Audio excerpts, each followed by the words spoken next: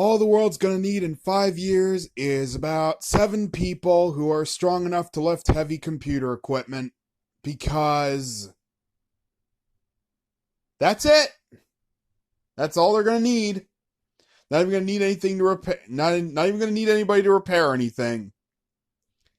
Something goes bad, change it out for another one.